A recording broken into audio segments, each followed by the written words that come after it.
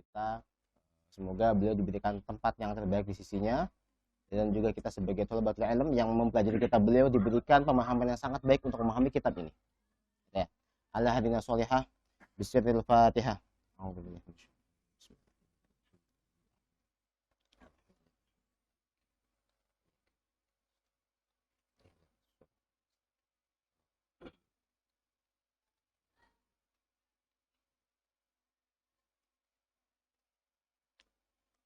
Baik.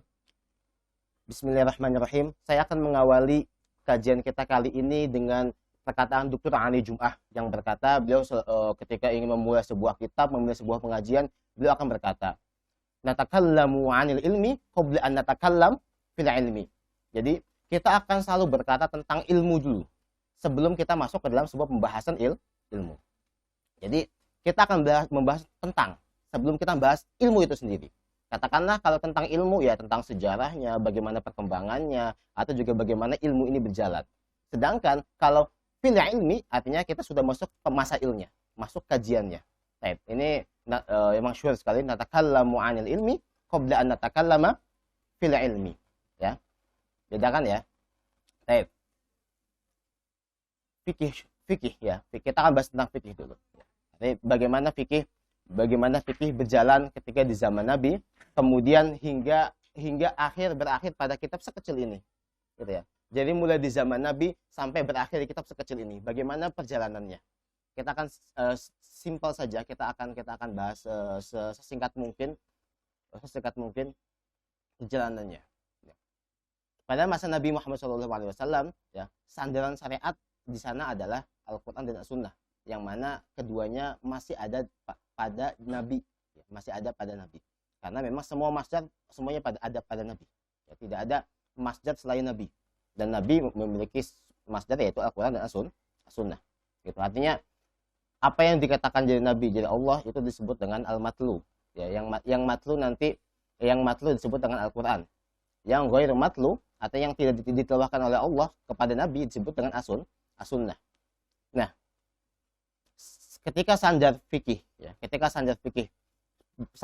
itu ada pada dua hal tersebut, Al-Quran dan As-Sunnah di zaman Nabi, maka ketika Rasulullah SAW wafat, ya, kembali masuklah estafet kepada zaman sahabat. Ya. Ketika Rasulullah SAW wafat, masuklah ke zaman sahabat. Ketika di zaman sahabat, mulailah masuk ke dalam periode-periode yang sangat bermacam-macam. Yang pertama di zaman Khalifah Abu Bakar As-Siddiq, kemudian di zaman Khalifah Umar bin Khattab, kemudian di zaman Utsman bin Affan, kemudian berjalan lagi ke zaman Sayyidina Ali bin Abi Thalib. Kita akan langsung ke zaman Sayyidina Ali bin Abi Thalib, karena nanti sebenarnya sejarah mazhab sudah bermula ketika zaman Rasulullah SAW sudah ada. Bahkan ketika Rasulullah SAW sudah ada mazhab. Tapi katakanlah tidak secara tadwin.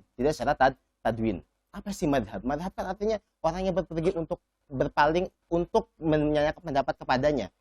Ketika di zaman Nabi ada beberapa sahabat yang lebih condong kepada Sayyidina Ali dalam pembahasan sebuah hukum masalah. Ya. Kemudian juga ketika di zaman sahabat juga demikian. Ya, ketika di zaman sahabat juga demikian. Ada beberapa sahabat yang condong kepada sahabat lain. Ada orang yang lebih condong kepada Ibnu Abbas. Ada orang yang lebih condong kepada Sayyidina Ali. Ada orang yang condong kepada Abu Bakar. Ya. Ada juga yang condong kepada Umar. Ya. Banyak sekali kecondongan itu. Dan sebenarnya ini adalah asas ataupun cikal bakal atau benih dari sebuah madhab itu sendiri. Nah, hanya saja ketika zaman Sayyidina Ali, ya, ini ada disebut dengan perang yang disebut dengan perang As-Siffin, ya, perang Siffin. Perang antara Sayyidina Muawiyah dan juga perang di antara Sayyidina Ali bin Abi Thalib. Nah, di sana ketika perang muncul peperangan, terpecahlah umat Islam terbagi menjadi tiga. Yang pertama sekali ada yang disebut dengan, ya, Syiah. Ya. Syiah ini adalah orang yang sangat getol dengan Sayyidina Ali. Ya, orang yang sangat mendukung dengan Sayyidina Ali. Apapun keputusan Sayyidina Ali kita dukung. Nah, yang mana cikal bakalnya ini menjadi sebuah doktrin, sebuah akidah yang nanti akan menjadi doktrin sebuah pengamalan aplikasi sebuah fikih. Begitu juga terbagi kepada Mu'tazilah, maaf bukan Mu'tazilah. Khawarij, kaum Khawarij, ya, kaum Khawarij. Nanti juga mereka akan punya mabadi sendiri sehingga nanti memunculkan beberapa pemikiran dan akan memunculkan lahir kepada fikih. Kemudian yang terakhir adalah jumhurul muslimin. Mereka jumhurul muslimin adalah mereka tidak masuk ke dalam kelompok peperangan, tidak di kelompok sini, di kelompok sini. Mereka diam saja. Artinya mereka tidak disibukkan dengan hal yang berbau dengan politik, ya, berbau dengan politik. Maka jadi sinilah cikal bakal sebuah madhab ini juga akan muncul, yaitu di jumhurul muslimin. Nanti ada yang disebut pada akhirnya, ada yang disebut dengan majlis satu ahli ra'i dan disebut dengan majlis satu ahli hadis, ya. Majlis satu ahli ra'i dan disebut majlis satu ahli hadis. Majlis satu ahli ra'i itu berada di Madinah. Ya, berada di Madinah. Kemudian sedangkan majlis satu ahli hadis, majlis satu ahli ra'i berada di Baghdad, ya, di Kufah. Sedangkan majlis satu ahli hadis berada di Madinah, ya. Siapakah para sahabat yang memegang kendali madrasah ahli ini, ya? Karena mereka lah para sahabat. Ketika para sahabat mulai memencarkan Islam, ya, ekspansi Islam sudah semakin meluas, ya, sudah semakin meluas, maka para sahabat diutus untuk pergi kemana-mana.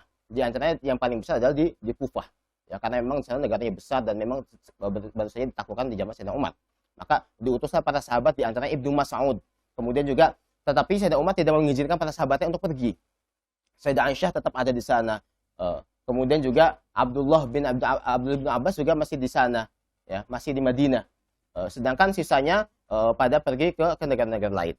Nah, dari sinilah cikal bakal dari para sahabat inilah yang menjadikan dua madrasah ini. Yang pertama madrasah al-hadits, yang nanti pada akhirnya dari Sayyidah Aisyah ke Abdul ibnu Umar nanti ada disebut dengan Imam Malik, ya, Imam Malik radhiyallahu anhu yang kita kenal dengan madhab Malik. Kemudian yang di Kufah nanti ada Ibnu Mas'ud. Ada Ibnu Mas'ud yang nanti cikal bakalnya adalah Abu Hanifah. Nah, Abu Hanifah.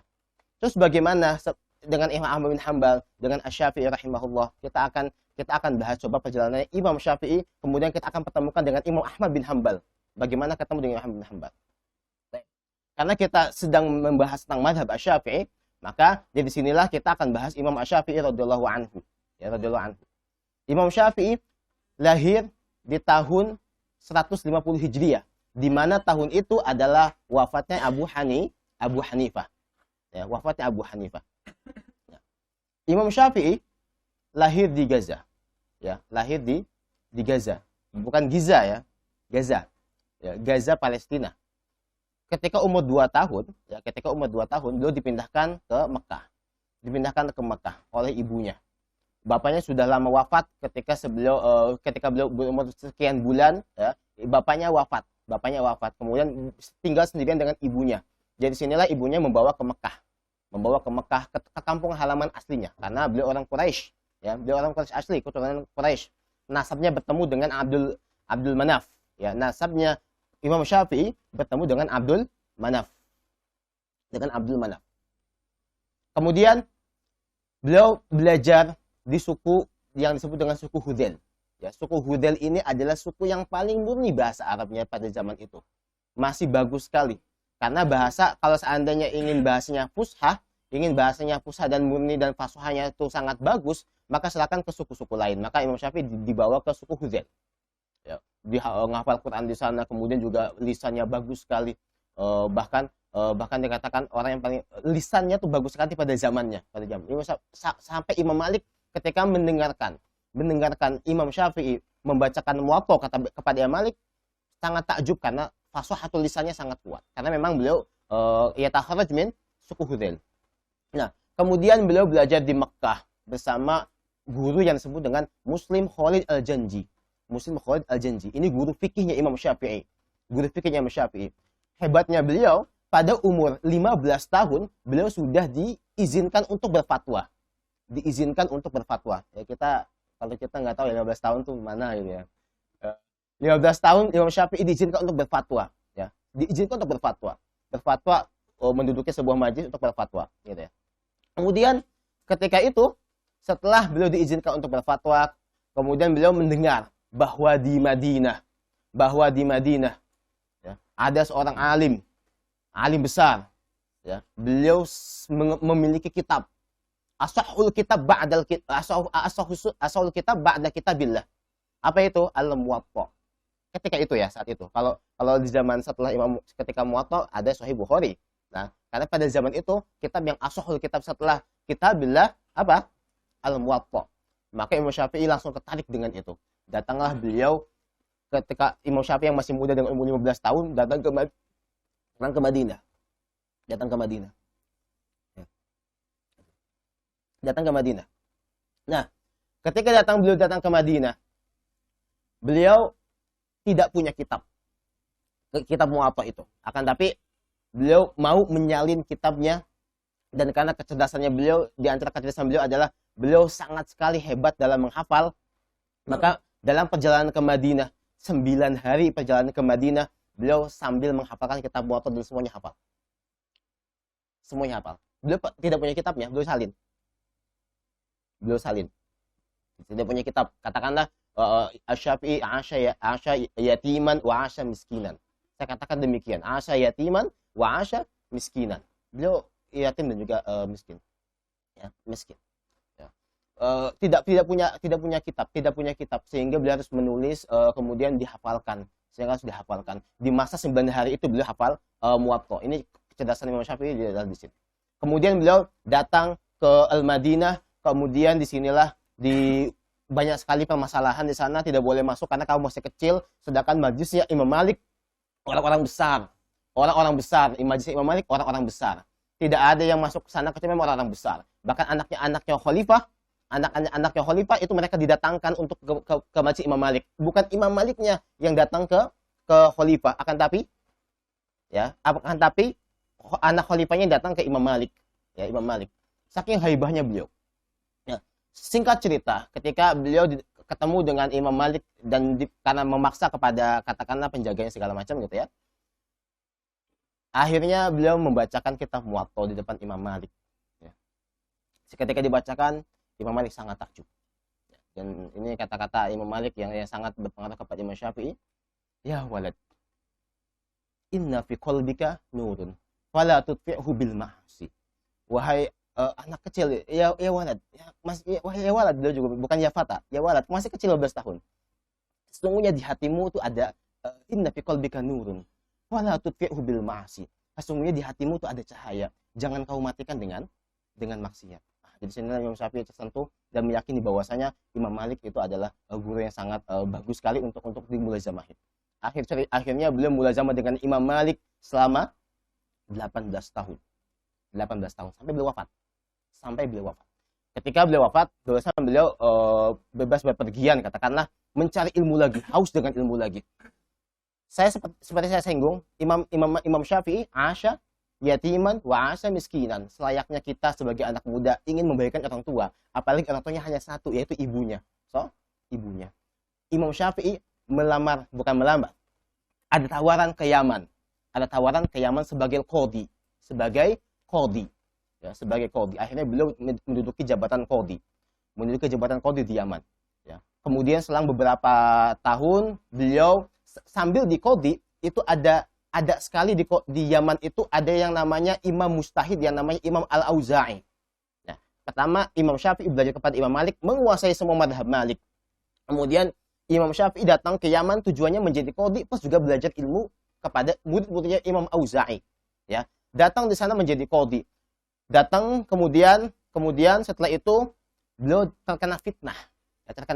Pada masa itu pada masa Harun Ar-Rasyid. Waktu itu banyak sekali kaum Alawiyin yang Rafidhah. Yaitu Ahlul Bait yang Rafidhah. Cikal bakal dari orang Syiah yang saya sebutkan di perang Siffin. Itu sampai mereka mengguncang kekhalifahan di zaman Umawi. Sehingga Imam Syafi'i, karena ada yang hasad dengan beliau, mereka tidak senang dengan Imam Syafi'i. Maka difitnahlah beliau bahwasanya beliau adalah Rafidhah. Kemudian beliau dibawa kemana? Dibawa ke Kufah, ke Baghdad. Untuk dieksekusi mati. Ya, untuk dieksekusi mati. Ya, ternyata ketika hampir mau dibunuh oleh Al-Ghazounya, kemudian ada murid Abu Hanifah yang namanya Muhammad Hasan Asyibani. Muhammad Hasan Asyibani. Muhammad Hasan Asyibani ternyata adalah sebelum menjadi muridnya Abu Hanifah, ternyata beliau itu mulai zaman dengan Imam Malik. Kemudian langsung ke Al-Ghazounya, la hadza Syafi'i, rajulun alim, ya, min Gaza. Orang alim dari Gaza dan juga dari Quraisy. Saya tahu dia dari Quraisy, tapi dia bukan Rafidhah. Tamam? Dia bukan Rafidhah. Sehingga tidak jadi dieksekusi mati. Bahkan beliau tinggal di Baghdad, kemudian belajar dengan Muhammad Hasan Asyibani menguasai madhab Abu Hanifah. Dan seperti yang kita ketahui, madhab Malik penguasa madrasah Ahlul Hadis, dan Imam Abu Hanifah dan murid-muridnya penguasa madrasah Ahli Ra'yi, maka beliau adalah orang yang paling bisa menggabungkan dua madrasah ini, madrasah Al Hadis dan madrasah Ahlul Ra'yi. Nah, inilah Imam Syafi'i. Kitabnya sangat spektakuler. Beliau waktu itu membuat kitab yang disebut dengan Ar-Risalah. Kitab ini adalah kitab sebagai semua orang boleh mengatakan ini, tapi tidak boleh harus dengan ketentuan-ketentuan. Setiap orang boleh mengatakan hukumnya seperti ini, tapi harus dengan ketentuan. Apa ketentuannya? Yaitu di kitab Ar-Risalah yang dibuat Imam Asy-Syafi'i, kitab usul fikih pertama dalam agama Islam. Tamam. Ketika di Baghdad, beliau pergi ke Makkah, beliau pergi ke Makkah lagi, kemudian ke Baghdad lagi, pergi ke Madinah, ke Baghdad lagi. Seperti itu selalu di sana di Baghdad ketemu dengan Imam Ahmad bin Hanbal. Ini ketemu pertemuan imam murid dengan guru. Imam Ahmad bin Hanbal. Nah, ketika bertemu dengan Imam Ahmad bin Hanbal, ya, Imam Ahmad bin Hanbal sangat taksub sekali dengan Imam Syafi'i. Bahkan beliau rela meninggalkan majlisnya Abu Sufyan Ats-Tsauri yang beliau mulai zamahi. Ya, majlis kajian hadis yang dibawakan oleh Abu Sufyan Ats-Tsauri, beliau rela tinggalkan. Karena kata beliau, kalau seandainya saya ketinggalan Abu Sufyan Ats-Tsauri, hadisnya yang sangat ali, maka saya akan bisa mendapatkan hadis yang nazil. Tetapi kalau seandainya saya ketinggalan majlis Asy-Syafi'i, maka saya tidak akan menemukan akal seperti Syafi'i sampai hari kiamat nanti. Maka Imam Ahmad lebih memilih untuk duduk di bawah Imam Syafi'i ketika itu. Ya. Kemudian setelah itu beliau akhirnya ke Baghdad, ke Mesir di tahun 199. Ya, 199 beliau pergi ke Mesir. Bukan tanpa alasan. Waktu itu Imam Ahmad bin Hanbal berada di Baghdad, dan waktu itu orang Mu'tazilah menguasai zaman khalifah pada zaman itu. Sehingga ada disebut dengan fitnah khalqil Quran. Inilah di antara sebab kenapa Imam Syafi'i pergi ke Mesir. Ada beberapa sebab. Yang pertama, beliau pergi karena panggilan khalifah yang ada di Mesir. Ya, karena panggilan sama wazir yang ada di Mesir. Kemudian alasan kedua, karena ada fitnah khalqil Quran. Alasan yang ketiga adalah ingin belajar dengan tamam ya. Kemudian setelah itu datang ke Mesir, dikumpulnya oleh murid-muridnya. Banyak sekali murid-murid Imam Syafi'i. Hanya saja murid yang terpilih dan menjadi murid Imam Syafi'i ada 4. Yang pertama ada Imam Muzani. Kemudian ada Imam Ar-Rabi Al-Jizi. Kemudian ada Imam Ar-Rabi Al-Muradi. Kemudian yang keempat ada Al-Buwaiti. Singkat cerita, ya, Imam Syafi'i wafat di tahun 204. Estafet ini dibawa oleh para sahib Imam Syafi'i disebarkan secara meluas. Hingga akhirnya madhab Syafi'i terbagi menjadi 2. Yang pertama madhab Qadim yang berada di Baghdad, yang kedua madhab Jadid yang berada di Mesir. Ini harus kita ketahui, nanti ini akan berimbas kepada efek-efek selanjutnya akan kita bahas. Ya. Nanti ada beberapa di Mukhtasaratif ada pendapat qaul Qadim, kemudian dipilih sebagai qaul Qadim nanti biar kawan-kawan mengerti. Oh, ternyata enggak semua qaul Qadim. Kaidah umumnya adalah ketika ada qaul Qadim dan qaul Jadid, maka didahulukan qaul Jadid. Tapi ada beberapa, ada 19 permasalahan qaul Jadid itu didahulukan daripada qaul Qadim. Sama, ada yang mengatakan 27, ada yang mengatakan 19. Al-hasabi al-ara, yang sesuai dengan pendapat ulama masing-masing. Ala kulli hal, ya, ketika Imam Syafi'i wafat, kemudian disebarkan oleh para sahabatnya, sehingga muncullah berbagai macam periode dalam madzhab fikih. Ada 4 adwar yang kita sebut dengan adwar. Ya. Daur yang pertama disebut dengan daurun nusyu, ya. Daur yang pertama disebut dengan daur taksis, ya. Daur yang pertama disebut dengan daur taksis, masa pengokohan. Siapa yang mengokohkan mazhab Syafi'i? Adalah Imam Asy-Syafi'i itu sendiri. Kemudian yang kedua ada Imam Al-Buwaiti. Yang ketiga ada Imam Al-Muzani. Yang ketiga ada Imam Rabi Al-Muradi.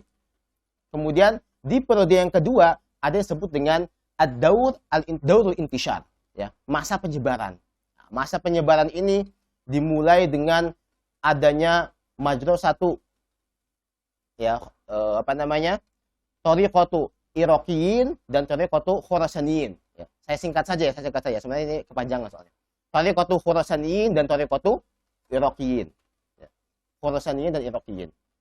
Nanti ada Imam Ghazali, ada Imam Haramain, ada Imam Haramain, ada Imam Ghazali, ada Imam Mawardi, ada Imam Syirazi, ada Imam Abu Ishaq Al-Marwazi. Banyak sekali sahib madhab di zaman itu. Hanya saja semua itu kemudian dibersihkan oleh Imam An-Nawawi pada masa yang ketiga. Karena pendapat madhab waktu itu crash. Ada thariqatu Iraqiyin dan thariqatu Khurasaniyin. Nah, kedua thariqah ini mereka bermuncul dari mana? Pendapatnya berbeda-berbeda. Jadi sini bilangnya ini, jadi ini bilangnya ini. Hukum ini ada 10 jalan. Yang pertama haram, yang kedua makruh, yang ketiga banyak sekali.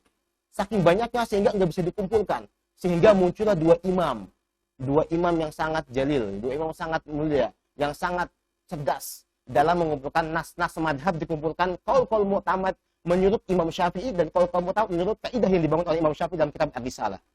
Ingat ya, qaul-qaul mu'tamad ini yang dibangun oleh perkataan Imam Syafi'i sendiri atau dibangun atas kaidah madhab yang dibangun oleh Imam Syafi'i di kitab Ar-Risalah. Nama imam ini adalah Ar-Rafi'i wan Nawawi. Ini disebut dengan masa Daurut Tahrir, masa pembersihan madhab atau masa pemilihan qaul mu'tamad dalam sebuah madhab. Kemudian yang terakhir ada masa Daurut Tahrir yang kedua. Setelah Imam Rafi'i dan Imam An-Nawawi itu ada masa Daurut Tahrir yang kedua. Siapa orang ini? Ini di abad 1000, ya, di abad 1000-an. Di tahun 1000-an. Itu ada namanya Imam Az-Ramli dan Ibnu Hajar. Saya sebutkan ini karena memang di Mukhtasar Latif akan sering disebutkan Az-Ramli wa Ibnu Hajar. Dan pendapatnya selalu berkutat di buku-buku Syafi'i. Ya. Ketika di Ar-Rafi' wan Nawawi, ya, secara kaidah ketika ada pendapat Imam Nawawi dan Imam Rafi'i yang berbeda pendapat, maka yang didahulukan adalah Imam An-Nawawi.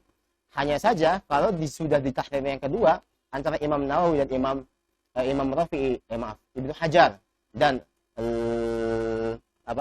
Imam Ramli, maka dipilihlah enggak ada dipilih. Kedua-duanya benar. Karena kedua-duanya sudah diuji. Bahkan kitab Imam Ramli sudah diuji oleh 500 ulama. Ya.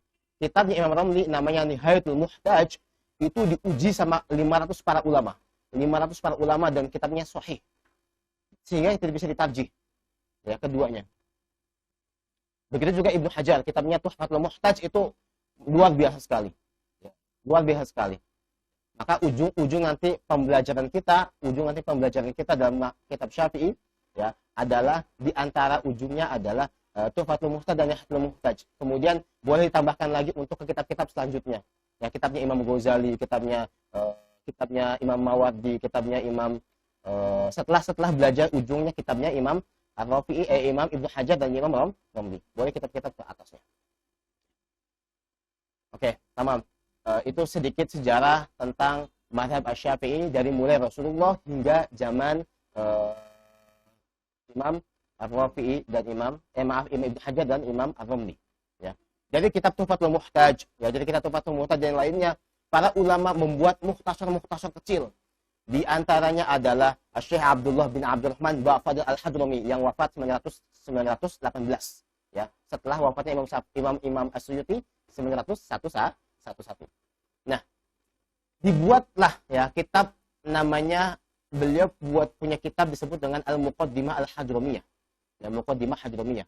Muqaddimah Hadramiyah ini adalah namanya ada 3, ya. Pertama Muqaddimah Al-Hadramiyah. Yang kedua Ini namanya Masailut Ta'lim. Yang ketiga adalah Mukhtasar Kabir.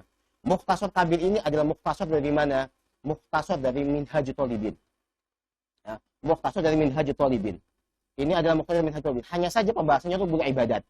Ya, rubul ibadat. Ya. Hanya pembahasan tentang ibadat dari mulai ibadah sampai dari mulai toharoh sampai haji. Ya. Dan beberapa sedikit lah mungkin beberapa hal lain. Kemudian ketika beliau membuat Mukhtasar Kabir, kemudian dirasa ini sepertinya saya butuh sekali kepada mempersingkat matan ini. Disebutnya dengan Mukhtasar Latif atau Mukhtasar Shaghir, ya, Mukhtasar Shaghir atau Mukhtasar Latif. Ya.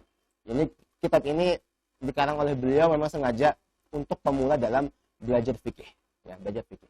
Sebelum kita masuk ke pembahasan Tuhfatul Muhtaj, sebelum masuk ke Nihayatul Muhtaj, sebelum kita masuk ke kitab-kitabnya Imam Nawawi, Rafi'i dan juga kitab-kitab ashab di atasnya, maka mulailah thalib ilmi lewat kitab-kitab kecil seperti ini.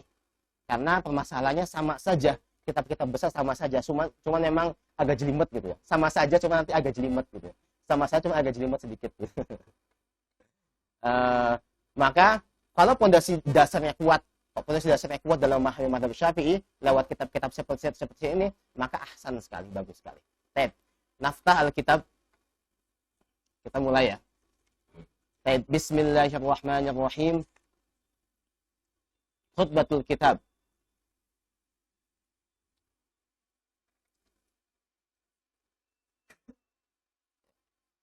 Bismillahirrahmanirrahim. Alhamdulillahi rabbil alamin. Wa asyhadu anna ilaha illallah wahdahu la syarika lah. Wa asyhadu anna Muhammadan abduhu wa rasuluh sallallahu alaihi wa ala alihi wa sahbihi wa sallam. Ini mukadimah dari beliau. Ya. Bismillah itu ada 5 hukum. Ta'atari al-ahkam al-khamsah. Yang pertama, hukum bismillah itu wajib. Ya, wujub. Kapan wajib? Ketika dalam sholat. Kemudian haram. Kapan haram? Ketika kita melaksanakan bismillah dengan sesuatu yang itu haram, seperti minum khamar. Kita baca bismillah, itu gimana? Dapat sepahala enggak? Lumayan kan? Siapa tahu dapat diskon dosa. Enggak ada. Makanya bismillah jadi haram juga. Kemudian ada juga an-nadbu, ya, sunnah, ketika dalam hadis kullu amrin dzibalin. Nah, setiap perkara yang memiliki dzibal. Dzibal itu maksudnya apa? Yang mana kita ingin niati untuk kita laksanakan, ya, masalah dan itu perbuatannya sangat baik. Masalah kita kayak mau belajar. Kemudian juga atau ta'lif kitab, atau juga kita mau buat sesuatu yang baik, mau nolong orang, baca bismillah dulu, itu sunnah. Itu nadab. Kemudian makruh, yang makruh juga sama. Ketika kita melaksanakan dengan sesuatu yang makruh, kita adakan bismillah, maka hukumnya juga makruh.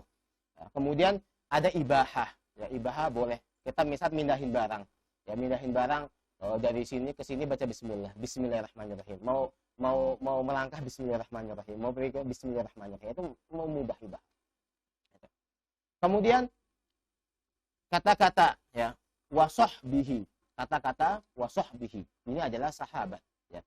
Sahabat, apa definisi sahabat? Ya, definisi sahabat adalah orang yang bertemu dengan Nabi dan dia mukmin dengan Nabi. Dan dia ketemunya di bumi. Tamam? Ketemunya di bumi. Soalnya Rasul pernah enggak Isra Mi'raj? Pasti ketemu di langit. Ada yang pernah ketemu di langit? Oh, ada, banyak sekali. Pertama tadi, orang yang bertemu dengan Nabi dan mukmin dengan Nabi. Yang kedua, dan dia berada di tanah, ya, napak di tanah. Kemudian hidup dan mati dengan keadaan mukmin. Jadi di sini di Hasyiah Bajuri dikatakan bahwa nanti termasuk orangnya di dalamnya adalah Nabi Khidir. Termasuk di dalamnya Nabi siapa lagi? Nabi Isa. Karena ketemu ketika Isra Mi'raj di Baitul Maqdis dan beliau hidup dan nampak di tanah. Ketika Rasul menjadi imam Rasul ada ketika itu Rasul imam dan menjadi imamnya para anbiya. Maka orang-orang yang para anbiya yang berada di sana disebut dengan sahabat. Ini kata Hasyiah Bajuri. Kemudian Imam Bajuri bilang apa? Lana al-Ghuz. Kita punya teka-teki. Lana sahabatun afdal min Abi Bakar. Kita mengetahui bahwa sahabat Abu Bakar adalah afdalus sahabat. Jadi semua sahabat. Akan tapi ada teka-teki. Lana sahabatun afdal min Abi Bakar. Siapa? Yaitu para anbiya. Para anbiya. Tamam? Baik. Sallallahu alaihi wasallam. Wa ba'du. Fahada mukhtasarun. Fahada mukhtasarun. Kenapa ulama buat mukhtasar? Kenapa ulama buat mukhtasar? Ada banyak sekali sebab-sebab ulama membuat mukhtasar. Allafal ulama al-mukhtasar li'iddati asbab. Yang pertama, sebab yang pertama. Untuk apa? Untuk apa? Untuk mudah dihafalkan. Untuk mudah dihafal, mudah hafal. Ya 10 hifdzuha, ya, untuk mudah dihafalkan. Yang kedua, supaya mudah untuk dipelajari oleh orang awam, ya. Kemudian juga mudah dipelajari, yang ketiga, mudah dipelajari oleh orang yang mubtadi'in dalam ilmu fikih. Paham? Orang mubtadi'in dalam ilmu fikih. Itu dia tujuan dari buat ulama dan buat mukhtasar. Fima la budda fa hadha mukhtasarun, gitu. Ini adalah mukhtasar. Ya. Fima la budda likulli muslimin min ma'rifatihi au ma'rifati mithlihi. Ya. Yang mana orang muslim itu harus mengetahui, setiap muslim itu mengetahui hal-hal yang berkaitan dengan yang dibuat oleh mukhtasar tersebut. Au ma'rifati mithlihi, atau semisalnya. Apa itu yang ada di mukhtasar itu? Min furudit taharati, dari furud taharah dan juga salat, wa ghairihima, taharah, salat dan juga zakat, haji, puasa, gitu ya. Fayajibu ta'allumuhu wa ta'limuhu.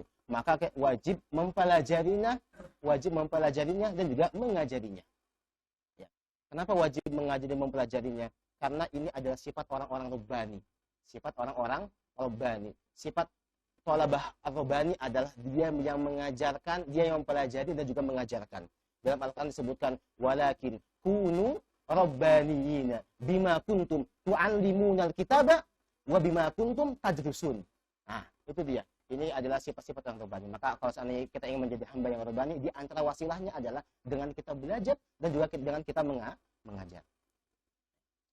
Mimman yahtaju ilaihi minal rijal wan nisa was-shighar wal kibar wal ahrar wal abid, yang mana itu dibutuhkan untuk siapa? Untuk rijal, untuk laki-laki dan juga perempuan. Ya jelas, wudu, sholat, zakat, puasa itu memang dibutuhkan oleh laki-laki dan perempuan. Kemudian shighar, kibar, kecil, besar itu kita butuh. Wal ahrar, hamba yang merdeka, dan juga abid, Pertanyaannya, kenapa musannif menyatakan ahrar wal abid? Ada dua hal. Yang pertama, karena abid dan ahrar pada zaman beliau itu masih ada.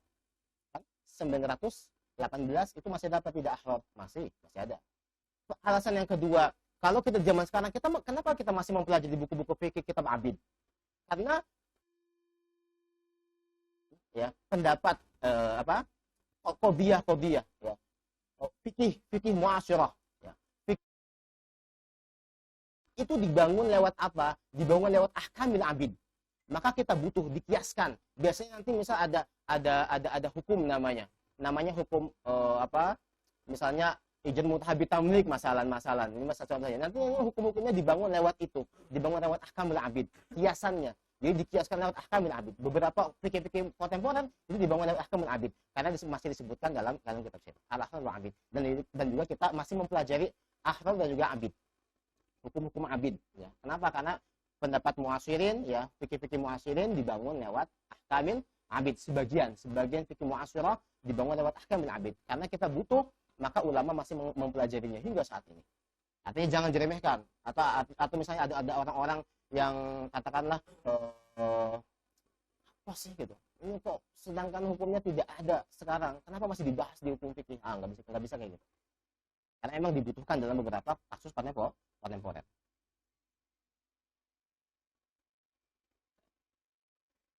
Babut toharoh. Babut toharoh. Kenapa sih kita mendahulukan bab toharoh? Ya. Ketahuilah. Ya. Kenapa kita mendahulukan toharoh?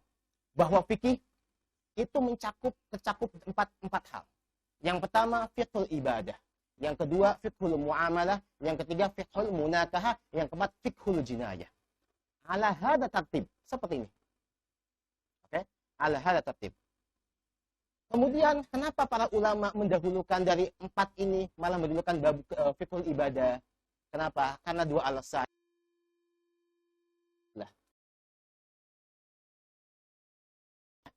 Ya, pertama umur ad-diniyah, hak takdiman hakillah, karena memang itu haknya Allah, masalah ibadah, karena ibadah kan antara kaitan kita dengan Allah ya. Maka kenapa dahulukan ibadah? Karena memang haknya kita dengan Allah. Takdiman hakillah, dan juga memang itu adalah perkara agama, termasuk perkara agama. Kemudian waqaddamu al-muamalat. Kemudian para ulama setelah membahas mendahulukan pembahasan ibadah, bahas muamalah. Kenapa dibahas setelah ibadah muamalah? Karena muamalah itu sangat dibutuhkan oleh semua kalangan. Ya, baik anak kecil atau juga anak besar. Orang butuh makan toh. Orang butuh minum toh. Butuh makan, butuh minum. Makan minum itu dengan apa? Dengan jual beli. Maka yastawi shaghir wal kabir. Karena cakupannya lebih banyak, muamalah didahulukan daripada munakahat. Karena orang yang nikah enggak semuanya nikah. Kita juga belum nikah, kan? Kemudian juga anak kecil enggak butuh nikah, karena mereka butuh makan saja. Maka muamalah didahulukan daripada munakahat karena lebih besar cakupannya. Kemudian munakahat, kenapa setelah itu dibahas munakahat? Jelas, orang kalau sudah banyak makan, kalau sudah makan artinya syahwatnya selesai, syahwat batinnya selesai, tinggal syahwatul farj. Ya, tinggal syahwat farj. Nah, karena manusia butuh kepada dua syahwat, ya. Syahwat batin dan juga syahwat farj, maka butuhnya kepada nikah. Akhirnya ulama mendahulukan kitab munakahat. Tamam. Kemudian selanjutnya setelah bahas kitab munakahat, di ujung kitab al-jinayat. Kenapa jinayat? Karena orang kalau sudah terpenuhi syahwat batinnya dan syahwat farjnya, maka biasa akan terjadi konflik.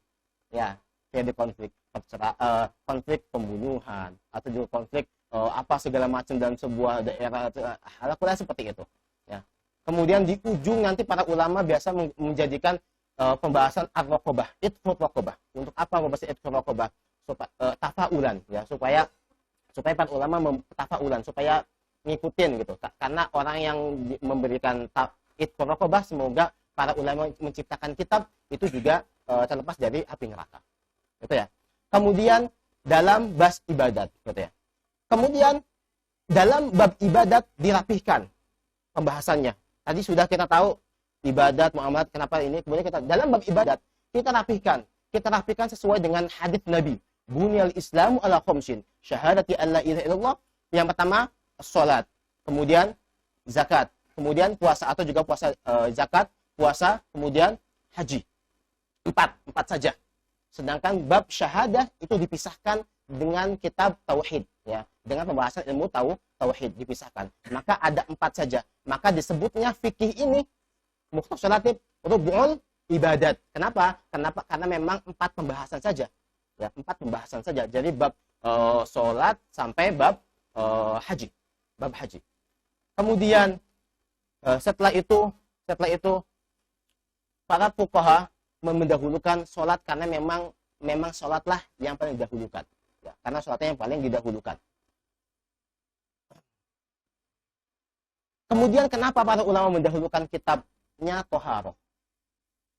Kenapa ulama mendahulukan thaharah? Dari sekian salat, dan salat itu memiliki syarat, ya. Salat memiliki syarat apa tidak? Punya syaratnya. Kenapa? Dari sekian syarat yang ada, malah syarat thaharah, malah pembahasan thaharah yang paling dibahas di awal. Pembahasannya adalah karena semua syarat salat itu ada tasamuhnya. Ada dispensasinya.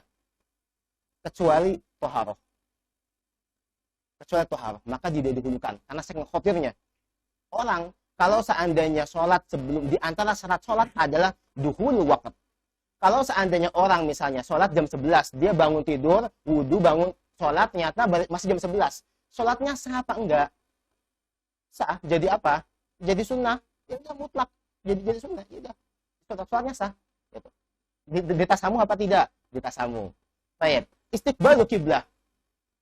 Ada tasamu tidak? Ada. Liman tanaffala. Orang yang tanaful di atas itu dan dia susah untuk menghadap kiblat, itu boleh. Enggak boleh menghadap kiblat, apa? Kemudian bagi siapa? Bagi sholat orang yang peperangan, itu boleh tidak menghadap kiblat. Boleh tidak menghadap kiblat. Artinya ada tasamu enggak? Ada tasamu. Karena toharoh ini tidak ada tasamunya, sedangkan kalau seandainya orang yang hilang toharohnya, baik toharoh dengan air atau toharoh dengan turab, maka dia wajib qadha. Tamam? Wajib qadha. Maka karena saking pentingnya pembahasan toharoh, karena memang dia pembahasannya sangat besar, karena di lain syarat-syarat sholat yang lain itu ada tasamuhnya, maka di toharoh tidak ada tasamuhnya, maka dahulukanlah pembahasan toharoh. Maka kita masuk pembahasan babut toharoh. Tamam. Itu. Faslun ya. Fil furudil wudu. Sebelum kita masuk bab toharoh, kita definisikan dulu apa itu toharoh. Ya. At-toharoh itu ya, lughatan, nanti ada syara'an. Ya. Secara lughatan, ya, toharoh itu adalah an-nadhafatu wal khulus minal adnas. Ya. Bersih dan juga suci dari sesuatu yang kotor. Yang kotor itu bisa dua, bisa yang hissi, bisa yang maknawi. Yang hissi itu adalah yang maknawi itu adalah seperti hiqat, dengki, iri, dengki, ria, ya, kemudian kibar, sombong, itu adalah toharoh. Kita harus membersihkan jadi hal-hal seperti itu, membersihkan jadi hal-hal yang maknawi. Dan juga ini secara bahasa ya, secara lughatan, al-khulus minal adnas, an-nadhafatu wal khulus minal adnas, sawa'un kana ma'nawiyan atau hissiyan. Sedangkan yang hissi adalah sesuatu yang kita tidak mau gitu. Misal ya mufat itu ingus ya, ingus kita nggak mau gitu. Atau juga T41 kita nggak mau kan gitu ya. Ya. T41 kita juga nggak mau, kita harus bersihkan itu, harus bersihkan dari kita. Nah, kemudian secara syar'an itu dibahas at-thaharatu syar'an raf'u hadatsin au izalatu najasin au ma fi ma'nahuma au ala suratihima. Nah, thaharah secara syariat adalah mengangkat hadas. Ya, hadas itu terbagi menjadi dua. Ya, mengangkat hadas besar dan juga hadas kecil. Kemudian au izalatun najas, atau menghilangkan najis. Ya, menghilangkan najis. Ya, najis dalam badan ya, itu harus dibersihkan. Misalkan ketika najis maka dihilangkan dengan najis. Atau juga masalah ya najis di badan kita harus bersihkan, Au ma fi ma'nahuma, semakna dengan makna raf'ul hadas atau izalatun najas. Apa itu yang semakna dengan itu? Yang semakna dengan itu adalah wudu ya, wudu tajdid ya, wudu tajdid. Orang kalau wudu tajdid sama enggak? Oh maaf, maknanya apa dulu? Oh maknanya. Maknanya yang semakna dengan itu, adalah tayamum. Ya, maaf. Yang semakna dengan itu adalah tayamum. Yang semakna dengan itu. Padahal secara surahnya tayamum beda nggak dengan wudu? Beda. Wudu semuanya dari mulai 6 arkan 6 furud wudu itu. 6 ini 4 diisbat oleh Al-Qur'an, ya. 2 diisbat oleh As-Sunnah. Dalam ayat Al-Qur'an bagaimana disebutkan? Bismillahirrahmanirrahim. Ya ayyuhalladzina amanu idza qumtum ila sholati faghsilu wujuhakum wa aydiyakum ilal marafiqi wamsahu bi ru'usikum wa arjulakum ilal ka'bain. Tamam. Ya, 4 diisbat oleh Al-Qur'an. 2 diisbat oleh sunnah. Niat. Niat apa? Dalam hadis Nabi, innamal a'malu binniyat. Ya, innamal a'malu binniyat wa innamal likulli imri'in ma nawa. Ini dijadikan pembahasan niat dalam segala perkara yang ingin kita kerjakan. Selanjutnya diisbat oleh sunnah juga ya, dalam hadis sallallahu alaihi wasallam, ibda'u kama bada'allahu bihi. Ibda'u kama bada'allahu bihi. Jadi pembahasan ini ya mulailah dengan sesuatu yang diperintahkan oleh untuk memulai. Pembahasan ini sesungguhnya berada di sa'i, berada di haji, di pembahasan sa'i. Sa'i itu harus seperti ini, dimulai harus seperti ini. Mulailah dengan apa yang diperintahkan oleh Allah. Nah, hanya saja ini dikiaskan kepada semua, ini dikiaskan kepada wudu, dikiaskan kepada wudu. Ya. Ibrahnya itu dengan keumuman lafaz, yang ada dalam ayat ini, dalam hadis ini, ya, dalam hadis ini. Yaitu apa? Mulai dengan apa yang disuruh Allah, diperintahkan oleh Allah untuk memulai. Nah, ketika memulai itu berarti ada tertib dong. Ketika disuruh ini berarti ada tertibnya dong. Berarti ada tertibnya dari sini dulu. Atau juga dalam ayat Al-Qur'an yang kita sebutkan tadi, ya. Dalam ayat yang kita sebutkan tadi, itu orang Arab itu ketika mereka membedakan yang namanya magsul, ada ya dalam ayat yang tadi kan ada yang namanya magsul. Ada namanya mamsuh. Ketika ada magsul, ada mamsuh pasti ada faidahnya. Kenapa sih Al-Qur'an ini ayat ini membedakan antara magsul dan juga mamsuh? Oh, pasti ada tertibnya. pasti ada tartibnya.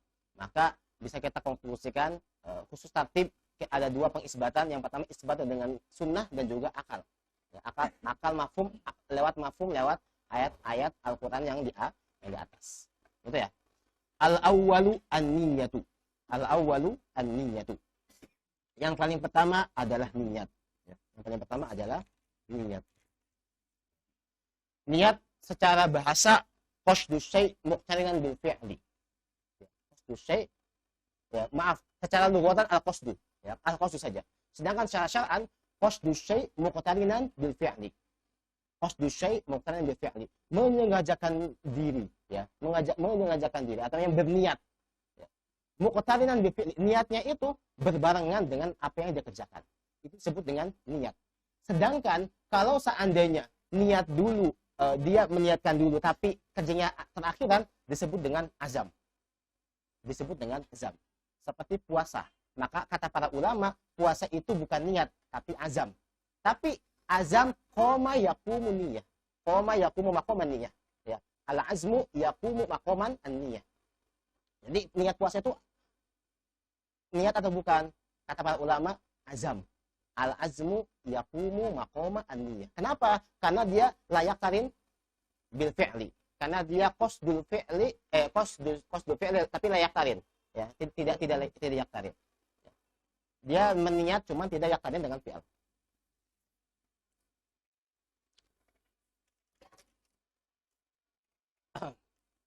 Kemudian di sini dijelaskan al-awwalu an-niyatu. Imma niyatu raf'il hadats, ya. Baik niat raf'il hadas, ya, raf'il hadas, mengangkat hadas, nawaitul wudu'a raf'il hadathi, bukan? Raf'il hadas. Nawaitul wudu'a at-taharati lis-shalah. Boleh enggak? Boleh. Nawaitul wudu, boleh enggak? Boleh. Ya, boleh. Cuma nanti ada wajhun nanti. Kalau bisa jangan niatul wudu saja, nawaitul wudu'a cukup. Nanti ada wajhun dari para ulama. Ada pendapat para ulama bahwa bisa jadi wudu nawaitu wudu'a, wudu yang dimaksud adalah wudu tajdid. Karena bisa wudu farad, bisa wudu tajdid. Sedangkan wudu tajdid itu sunnah. Tidak apa maksudnya bukan yang digunakan itu wudu sunnah gitu. Wudu maka kata para ulama sebaiknya nawaitu wudu'a, ya, liraf'il hadathi au nawaitu wudu'a liraf'i at-taharah lis-shalah. Gitu ya. Kalau nawaitu wudu'a kita jauhkan karena ada potensi dia mencakup wudu tajdid atau wudu farad. Gitu ya, ada potensi itu kan. Wa takunu hadhihi kembali ke mana? An-niyah. Inda ghuslil wajhi, ketika membasuh wajah. Ketika membasuh wajah. Jadi memang nawaitul wudu'a memang basuhnya di sini. Meniatkan wudunya itu memang ketika awal ghuslin min wajh. Memang ketika basuh wajah memang itu sudah niat, ya, diniatkan di sini.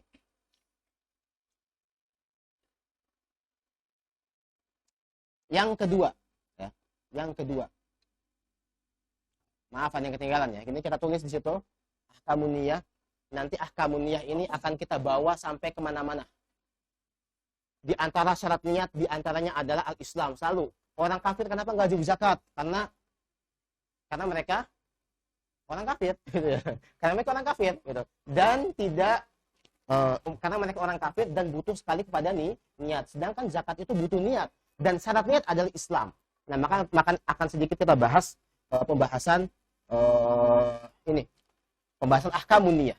Nanti ini akan dibawa sampai kemana-mana sampai pembahasan kita ke depan. Di haji, di ini segala macam.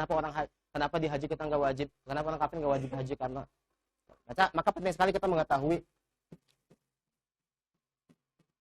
Simpel aja, dibuat simpel. Hakikatun. Ya. Hakikatun itu apa? Mahiyah.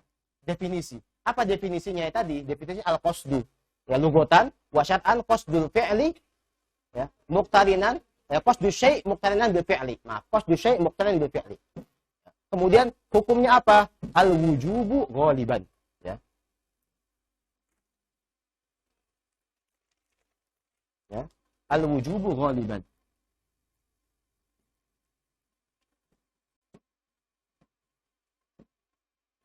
Mahalnya di mana? Mahalnya di al-qalb. Adapun lisan, ulama mengatakan dia sunnah. Ya, ulama mengatakan dia sunnah. Karena kenapa? Dia untuk membantu qalb, ya, untuk membantu qalb menghadirkan apa yang ada di hati. Maka kata-kata qalb, ya, dia mengeluarkan lisan. Wajibnya adalah di qalb. Ada lisan sunnah untuk membantu qalb. Zamannya adalah di awal ibadah. Kecuali apa? Puasa. Ya, kecuali apa lagi? Zakat. Kecuali apa lagi? Udhiyah. Orang-orang udhiyah itu bisa nggak meniatkan ini saya buat apa? Buat korban. Kemudian disembelih nanti. Boleh. Gitu ya. Di antaranya puasa, udhiyah dan juga zakat. Kemudian kaifiyah. Kaifiyahnya itu bagaimana? Ya, kaifiyahnya berbeda-beda sesuai dengan niat yang ingin kita laksanakan. Takhtalifu bi ikhtilafil manwi. Nah, kata para ulama, takhtalifu bi ikhtilafil manwi. Dia akan berbeda-beda sesuai dengan apa? Sesuai dengan apa yang ingin kita niatkan. Kalau niat puasa berarti nawaitu shauma ghadin. Kalau misalnya niat wudu, nawaitu wudu. Kalau misalnya salat, usolli.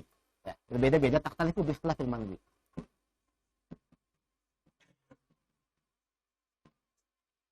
Ya. Syaratnya, ini syaratnya nih. Ini syaratnya yang paling penting. Yang pertama, Islamun nawi. Ya, Islamun nawi. Syarat yang kedua adalah tamyizun nawi. Dia pertama harus Islam. Karena memang tidak bisa, ya. Orang kafir tidak bisa masuk ke dalam syarat niat ini. Sulit sekali. Ya, sulit sekali. Yang kedua ada tamyiz, ya, tamyiz. Karena tertahan dengan keimanan, Yang kedua adalah tamyiz. Kemudian yang ketiga al-ilmu bin manwi. Ya, tamyizun manwi. Kita skip sekali ya. Islamun nawi. Kemudian yang kedua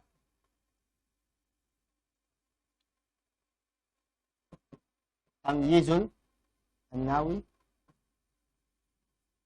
Dia tamyiz, enggak mesti harus balik. Ya. Cukup tamyiz. Oh, tamyiz ya. Ya, sebelum balik namanya tamyiz. Ada sebenarnya tamyiz beda-beda ulama. Di mazhab Abu Hanifah dikatakan 7 tahun. Maaf, bukan di mazhab Abu Hanifah. Di mazhab Abu Hanifah, orang yang mampu bisa mengerti bahasa, dia bisa ngomong dan bisa mengerti dan bisa menjawab itu sudah tamyiz. Meskipun umurnya masih 2 tahun atau misalnya setahun, ketika dia ngerti dan itu sudah tamyiz. Itu mazhab Abu Hanifah ya. Di mazhab kita enggak.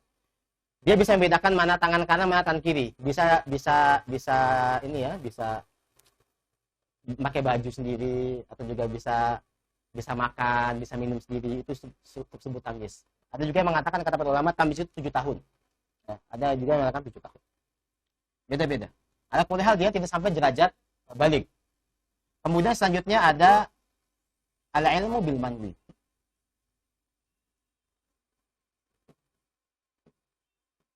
Ya. Orang dia jahil atau orang nggak tahu apa-apa, dia tiba-tiba meniatkan sesuatu, boleh apa tidak? Enggak sah.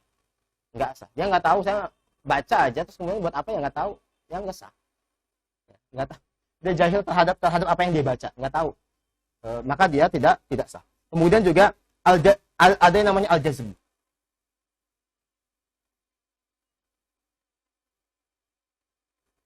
Ada namanya maaf, tempat ya. Tempat ada namanya adamul ityan bima yunafiha. Adamul ityan bima yunafiha.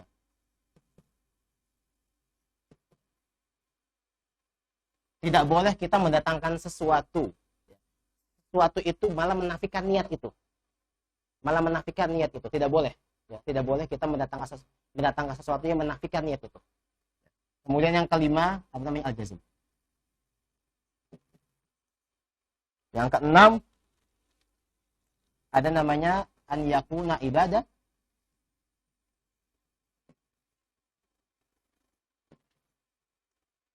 An yakuna an-niyah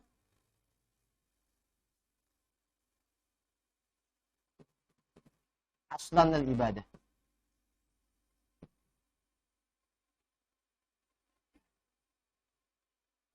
Oke.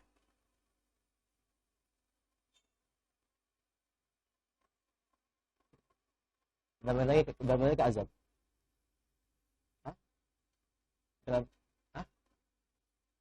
Mana yang keenam? An yakunal niyah, an yakuna an-niyah bi aslan lil ibadah. Aslan lil ibadah. Berapa lagi ke azan? 49. 49. Oke, tamam. Enggak apa. Maksudnya apa maksudnya? Tujuan maksud daripada ibadah ini buat apa? Ya untuk membedakan antara ibadah, ya tamyizul adah minal ibadah.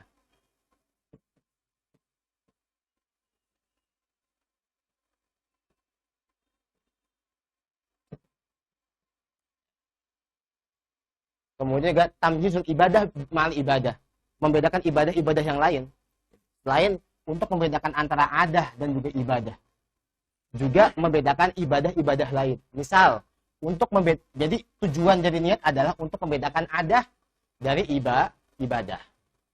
Membedakan adah dari ibadah. Misal orang mandi biasa, mandi biasa. Tapi dia nggak niat Jumat. Nah, tapi dia nggak niat Jumat, dapat pahala tidak? Tidak. Tapi kalau seandainya laki-laki mandi untuk meniatkan untuk hudur sholat Jumat, untuk datang menghadiri sholat Jumat, maka itu jadi ibadah. Padahal biasa. Karena niat, dia menjadi pahala. Karena niat, maka dia nilainya menjadi ibadah.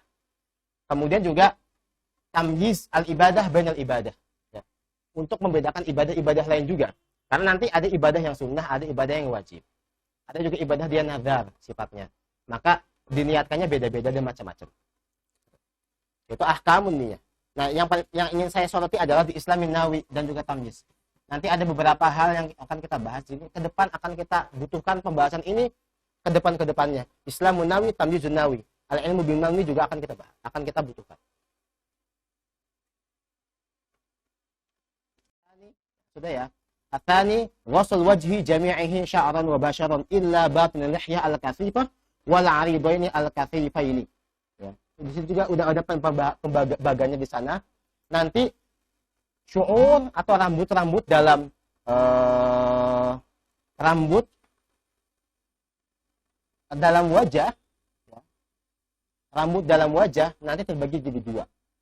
Jadi yang pertama, maaf gini, ghusl wajhi jami'ihi, dia harus membasuh seluruh mukanya. Basuh seluruh mukanya. Jangan sampai ada yang nggak kena. Termasuk juga apa yang dibasuh, sya'ran, rambut yang ada di wajah. Apa yang rambut ada di wajah? Nah, syu'ur terbagi menjadi dua. Di antaranya itu ada al-lihyah dan juga al-arid, dan juga selain lihyah dan juga arid ada hukum-hukumnya. Ada hukum-hukumnya. Kalau seandainya lihyah, ya, asy-syu'ur wajhi yang qasimu ila qismain. Yang pertama sya'rul lihyah wal arid. Ya. Lihyah dan juga arid. Ini lihyah, ini arid. Sampingnya. Kalau biasanya kita orang Indonesia apa jenggot juga ya, apa ini ya. Tapi kalau bahasa Arab enggak. Ya. Apa namanya? Brewok ya, brewok. Oh, itu ternyata ada ya. Saya pikir Bang Brew. Ya.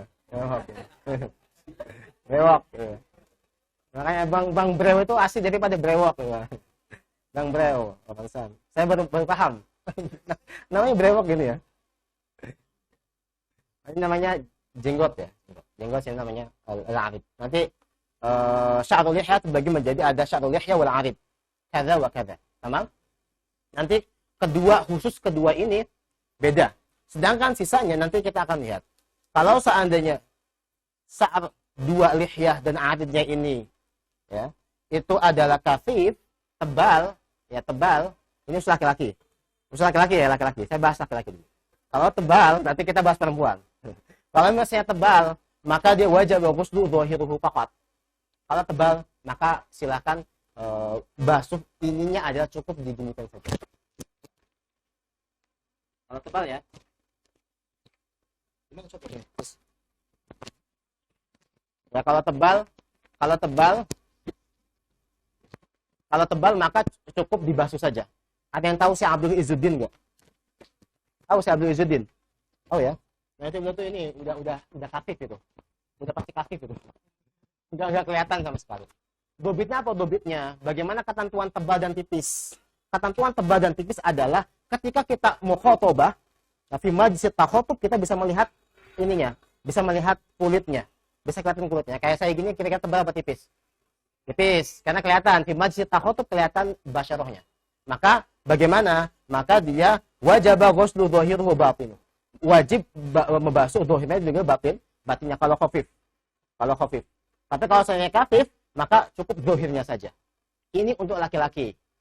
Untuk perempuan, baik dia kafif, baik dia khafif, ya, maka wajib dohir wa batin. Dohir dan batin. Karena secara asal memang makruh dia. Makruh ya. Potong, wajib potong. Makruh memanjangkan jenggot perempuan. Dan wajib, ingat ya, dan wajib ketika dia memang gara-gara itu nggak laku untuk nikah, sehingga dia kena fitnah. Nah, katakanlah susah untuk nikah gara-gara punya jenggot, wajib potong. Secara hukumnya makruh. Ya. Ada nggak? Oh ada. Saya cari di Google ternyata ada. Serem juga. Kopi patah ini ya, wajib ghusl dzahir batin. Kemudian sisanya adalah selain sya'rul lihya dan juga sya'rul arid. Contohnya adalah ada hajiban, asyariban, as-sibalan. Kemudian juga al-anfaqah. Maaf pakai ain ini. Al-anfaqah. Saya pakai alif ya. Al-anfaqah. Al-anfaqah kayaknya. Rambut di atas jenggot. Saya juga enggak tahu ini namanya apa kalau ini. Kalau Indonesia bahasanya apa? Hah? Adalah gitu, enggak tahu saya juga. Pokoknya di sini. Ala kulli hal, selain arid wal lihya, semuanya wajib dicuci. Ini namanya idhar. Idhar ini wajib dicuci. Ini namanya, lupa saya namanya nih. Ini ada space, enggak ada rambutnya. Ini wajib dicuci. Wajib dicuci. Harus kena. Ya. Gurrah namanya. Namanya gurrah. Gurrah itu adalah kalau bisa melebihkan gitu, dilebihin aja segini gitu. Lebihin. Maka biasanya kalau perempuan saya lihat ya, nggak tahu ya, perempuan di desa saya mungkin ya. Perempuan di desa saya biasanya ada kayak gini sap gitu kan. Jadi setelah busi ini ada gininya sap. Loh, berarti ngeliat dong. Ya, waktu kecil. Saya pada waktu kecil saya ngeliat, ya kan biasa anak kecil gitu, kemudian ingatan itu kembali. Ingatan itu kembali. Oh, ternyata dulu memang gini ya. Nanti saya akan kirim di grup. Saya akan kirim di grup gambar khusus masalah wajah di rambut. Nanti step ini bayangkan kawan-kawan, detailnya bahasa Arab itu step ini ada namanya. Rambut di atas ini ada namanya nih. Susah banget sering apa ya. Ya ini dia. Ala kulli hal dibagi jadi dua. Yang pertama lihya sama arid, yang kedua selain daripada itu. Tamam?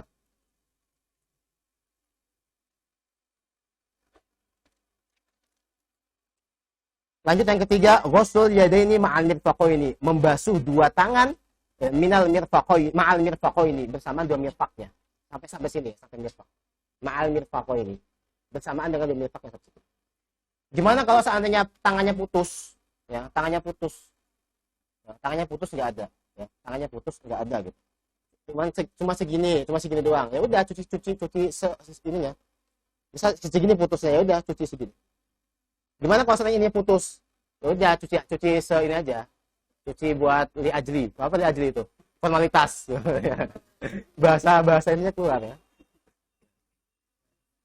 Li ajli ghusl, ya hanya formalitas untuk mencuci saja. Cuci. Katakanlah enggak semua sama ya. Enggak semua orang sama. Ada yang beda juga. Dicuci ininya loh, dicuci.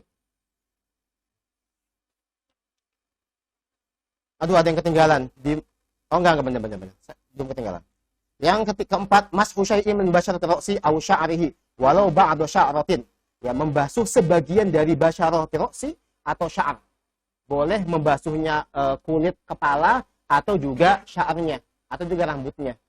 Dengan syarat walau ba'da sya'ratin, meskipun sebagian ra's. Dengan syarat tidak boleh melebihi, tidak boleh yang dibasuh adalah mentang-mentang di sini boleh sebagian rambut, tidak boleh, nanti ada syaratnya, tidak boleh melewati batas kepala.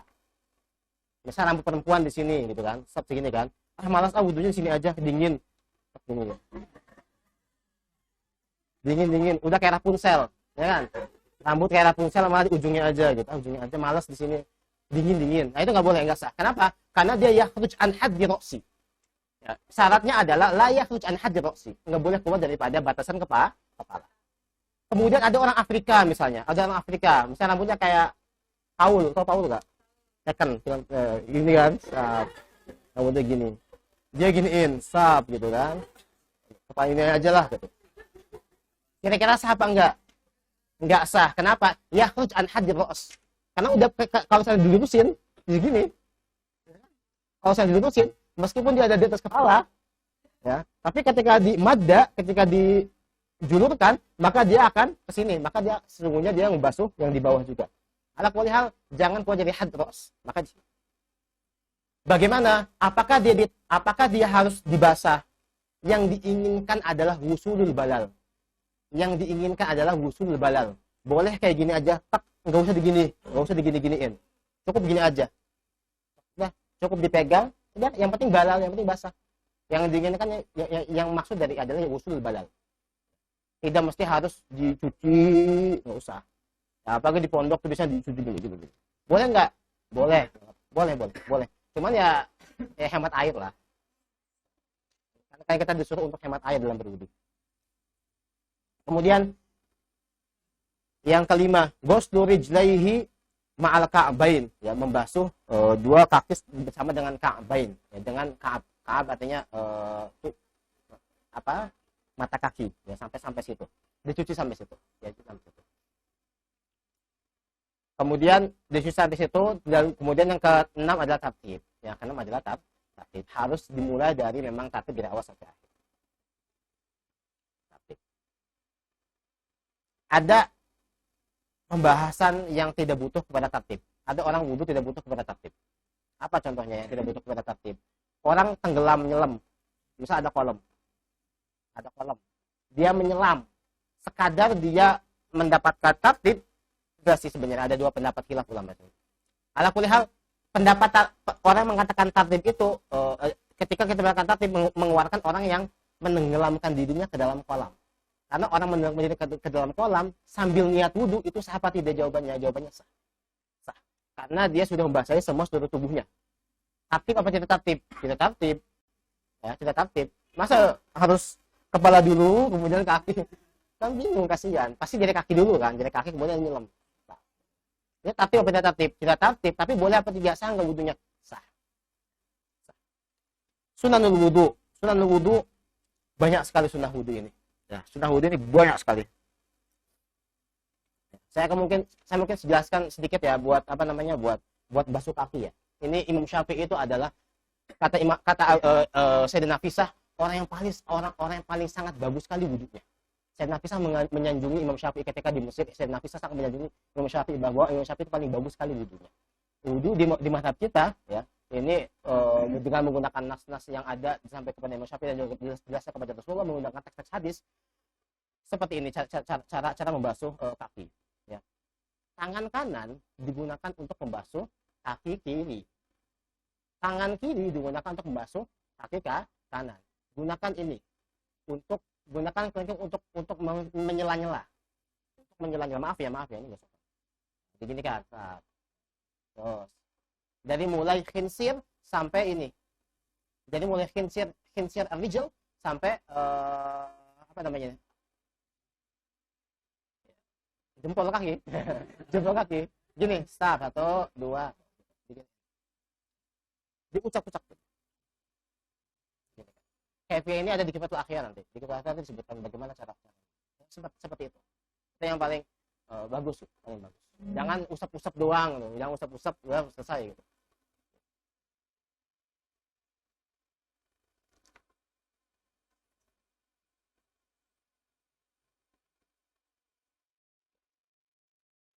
Wa sunanuhu, kita baca sunnah ya bentar ya. Wa sunanuhu, kata para ulama sunnah wudu itu bahkan sampai mencapai 50 sunnah. Sunnah wudu itu banyak ya. Sunnah wudu itu banyak sekali. Bahkan kata para ulama sampai 50 sunnah wudu. 50 sunnah. Tapi banyak. Cuma di antara yang banyak itu disebutkan sebagian oleh musannif karena nggak mungkin disebutkan semuanya. Kalau mau semuanya baca sendiri. Tadi kita belajar. Pertama siwak. Ya. Siwak. Ya. Siwak karena hadis Nabi, laulan asyqa ala ummati la amatuhum bisiwak inda kulli shalah. Ya, inda kulli shalah. Di mata Abi Suja dijelaskan wasiwaku mustahabbun fi kulli halin illa ba'da zawali sha'imin. Wa huwa fi thalathati mawadi' ashad istihbaban. Nah, kata di mata Abi Suja bilangnya apa? Siwak itu mustahab dalam setiap waktu. Kecuali apa? Illa ba'da zawal lis-sha'imin. Kecuali ba'da zawal ketika sha'im. Zawal itu ketika setelah jadi makruh, dia nggak boleh. Artinya setelah zawal tuh enggak, gitu ya. Kemudian dan istihbab sekali gitu. Istihbab sekali melakukan siwak. Di kapan waktunya? Inda taghayyur famin min azmin wa ghairihi. Ketika mulai berubah, mulut kita mulai berubah. Min azmin wa ghairihi, dari azm. Azm kata pertama diam. Orang kalau kebanyakan diam, nanti bisa-bisa mulutnya berubah. Yang berubah jadi bau gitu ya. Berubah jadi bau. Min azmin atau juga gara-gara azm itu kata para ulama bisa dikatakan asumtu atau juga al-aklu. Ya, min azmin wa ghairi, gara-gara makan atau juga gara-gara diam. Ya kan kalau orang makan jengkol kan lumayan gitu kan. Ya, wa ghairi dan selainnya. Wa inda qiyaminan naumi. Orang habis bangun tidur juga sunnah untuk siwak. Asyaddu istihbaban. Ya. Wa inda qiyami minas shalat. Ya. Kemudian ditambahkan lagi di Asyabajuri banyak sekali. Ketika mau keluar dari rumah, ketika mau sholat, ketika mau belajar, ketika mau baca Al-Quran, ketika melakukan sesuatu yang baik itu di siwak. Bahkan ketika ada orang sakaratul maut, siwak. Siwak adalah sunnah terakhir yang dilaksanakan oleh Nabi SAW. Itulah dari situ para ulama beristinbat bahwa orang kalau seandainya ingin dimudahkan untuk diangkat ruhnya, maka silakan rajin-rajin bersiwak. Bahkan ya ketika orang sakaratul maut dan susah untuk wafat gitu ya, wafat susah gitu. Nah, siwak gitu. Disiwakin ya, disiwak. Jadi dia akan mudah untuk. Ini tajribah para ulama, tajribah para ulama. Ya. Apa faidahnya? Faidahnya banyak. Katanya memperlambat tua gitu ya. Katanya gitu katanya. Memperlambat ketuaan. Biar kita awet muda selalu gitu, sebanyak siwak. Ya, kemudian juga supaya hafalannya kuat, menguatkan hafalan. Kemudian fasohah kita ke dalam sebuah bahasa itu kita nanti fasih kalau rajin siwak. Banyak sekali fadilah-fadilahnya bisa dibaca di buku-buku Ar-Raqaiq seperti Ihya Ulumuddin ya, misalnya banyak sekali ininya faidah-faidahnya. Kemudian summas tasmiyah, baca bismillah. Bismillahirrahmanirrahim. Betul kan? Kemudian baca bismillah dulu. Bismillah. Gimana kalau di hamam? Di hati aja, di hati. Ya kalau di hamam jangan lafaz kan, di hati aja. Hamam kan kotor ya sebenarnya. Di hati. Baca bismillah di hati. Kemudian kalau lupa baca bismillah di awal, boleh baca bismillah di akhir. Seperti kalau kita lupa bahkan bismillah, apa bacanya? Bismillah awalahu wa. Kemudian waghusl kaffaini, membasuh dua kaf. Kemudian madmadah, kemudian istinsak ya. Madmadah kumur-kumur, istinsak juga. Ini hati-hati kawan-kawan, kita lagi puasa, jangan berlebihan dalam istinsak. Cukup ini aja. Jangan berlebihan di kumur-kumur. Malah itu jadi makruh. Makruh kalau seandainya kita mubalik fil istinsak, fil madmadah dan juga istinsak. Disit gitu. Sehingga masuk ke sini, batal nanti kalau seandainya sampai nyegrak ke sini, batal nanti. Karena sudah masuk nanti lewat dimag nanti dia. Nanti karena anfun ini sudah masuk bagian daripada jauf dan dia akan kembali ke dimag. Jauf itu adalah dimag atau juga mawar al-halaq. Mawar al-halaq yaitu jauf itu dimag atau juga makanya sesuatu yang menempel kepada dimag nantinya seperti ini, kalau mulut berarti ke sini ya, ke halak ya. Enggak ada mulut tiba-tiba ke otak gitu. Enggak ada ceritanya. Yang ceritanya di sini ke otak, enggak ada. Ini juga sama ke sini. Hati-hati gitu. Kemudian istinsak itu di hidung. Istinsar itu menyebarkannya. Maksudnya menyebarkan artinya dikeluarkan kembali dari hidung. Itu sunnahnya seperti itu. Kemudian taslith 3 kali. Kemudian mashu jami'. Ingat ya, ini hanya sunnah. Ini hanya sunnah. Ketika hanya sunnah, artinya kalau seandainya ada sesuatu, bukan berarti saya meninggalkan sunnah ya, suruh kalian meninggalkan sunnah, enggak, lakukan ini. Tapi kalau seandainya sunnah-sunnah ini malah menjadikan kita ketinggalan dalam melaksanakan sholat, maka wajib ditinggalkan. Masalah kita bangun jam 3 lewat sekian gitu, bentar lagi mau asar gitu, 3 menit lagi mau asar, yang mana cukup kalau seandainya kita wudhu. Kalau seandainya kita wudhu ini 1 menit aja gitu, muka, tangan, niat muka, tangan, rambut, sama kaki. Kalau seandainya memang itu cukup 1 menit dan itu dengan seperti itu kita bisa mendapatkan sholat, maka wajib ditinggalkan sunnah-sunnah ini. Taslis wajib ditinggalkan ketika memang dzikir wakaf. Atau kalau enggak, gara-gara taslis airnya bakal habis. Misal airnya cuma sedikit, ketika tinggal sedikit, misalnya mati lampu di sini gitu ya. Gimana mati lampu sedangkan yang lain belum wudu? Enggak boleh. Nanti yang wudu menggunakan taslis nanti makruh hukumnya, akhi. Ya, makruh hukumnya. Misal air wudunya enggak ada lagi, air wudunya mati lampu, terus kalian menggunakan taslis. Enggak wajib taslis. Takut orang lain ketika mau wudu habis, nanti gimana? Enggak ada air. Nanti dia kerepotan sana sini. Bahkan ketinggalan sholat bagaimana? Maka makruh nanti hukum taslisnya.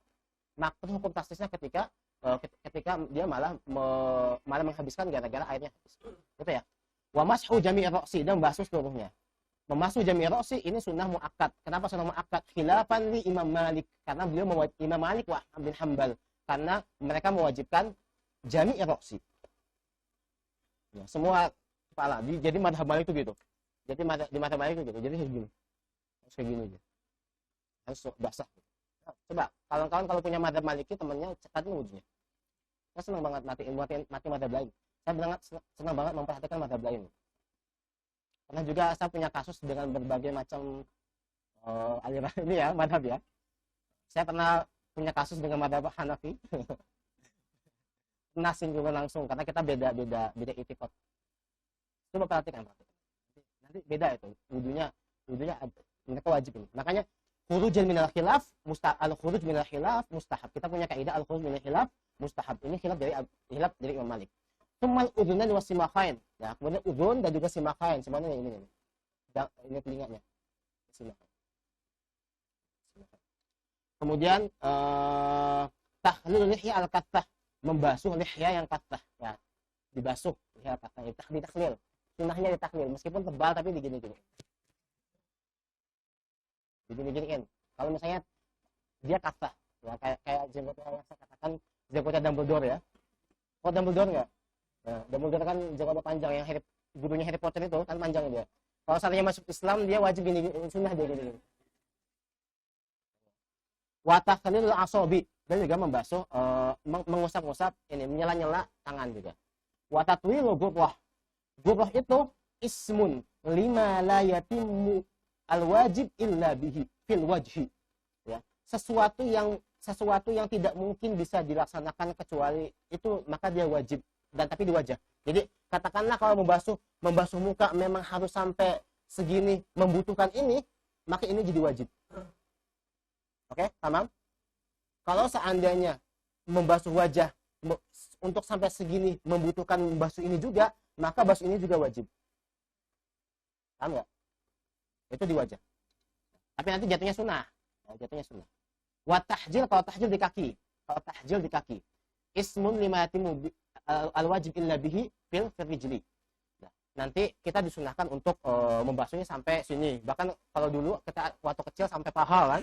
Ya, paha sama ibu kita. Basuh sampai paha katanya. Nanti di hari kiamat kita dipanggil nanti sama hari kiamat. Memang itu ada hadisnya.